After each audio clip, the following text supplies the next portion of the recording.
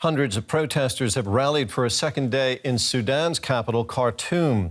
They're calling for the transitional government to be dissolved and replaced by a military administration.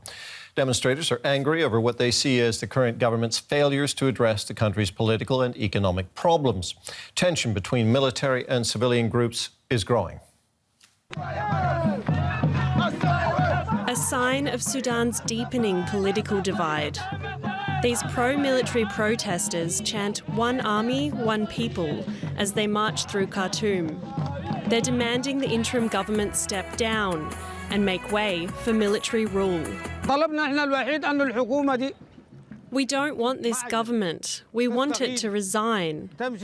This government is not capable of answering to the demands of the people, not in regards to healthcare, nor cost of living. Nothing. Sudan has been undergoing a political transition since autocratic President Omar al-Bashir was overthrown in 2019. The country is ruled by a joint civilian and military council, but the alliance is uneasy, and many Sudanese people have previously called for the military to step back from politics. In September, a failed coup rocked the interim government. Prime Minister Abdallah Hamdok called it an alarm bell as Sudan is drawn deeper into political unrest.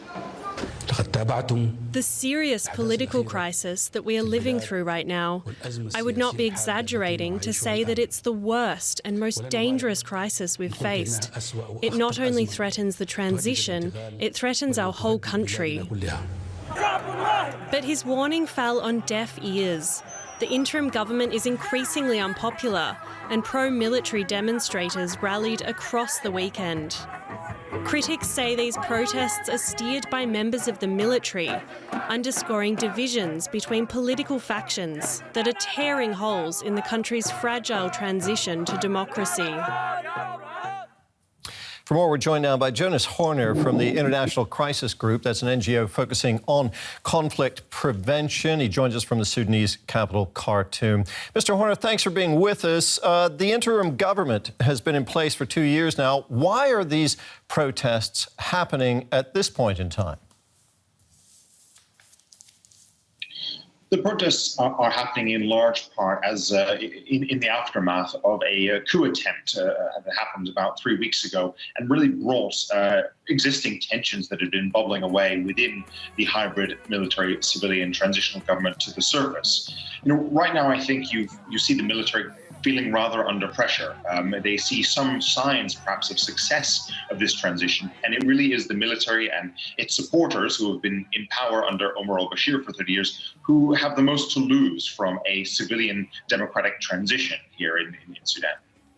So if I'm understanding you correctly, you're suggesting that there has been some success with this transitional government, but the military feels threatened.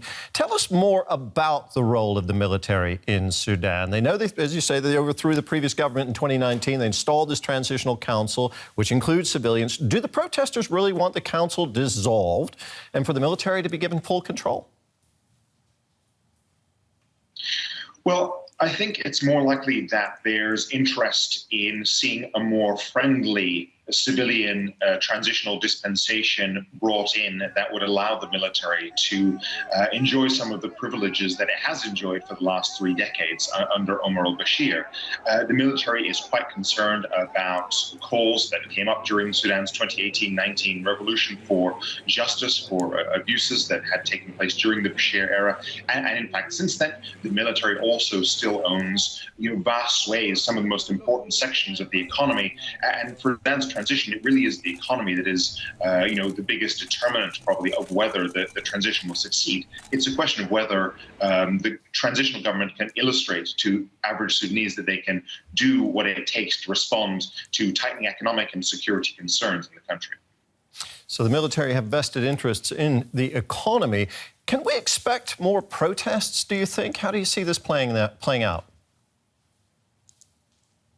Yes, well, there have already been protests, counter-protests to those that have taken place in the last 2 days, scheduled to start on Thursday, this coming Thursday. And, for all intents and purposes, those are likely to dwarf the protests that have been taking place. These would be protesters who are the original revolutionaries from Sudan's 2018-19 uprising that overthrew Bashir. And there is some concern, perhaps, that the two groups will clash. The current protesters have taken up, prime real estate, having a sit-in in front of both the presidential palace and the cabinet offices. Mr. Horner, thank you very much for talking with us. That was Jonas Horner with the International Crisis Group in Khartoum.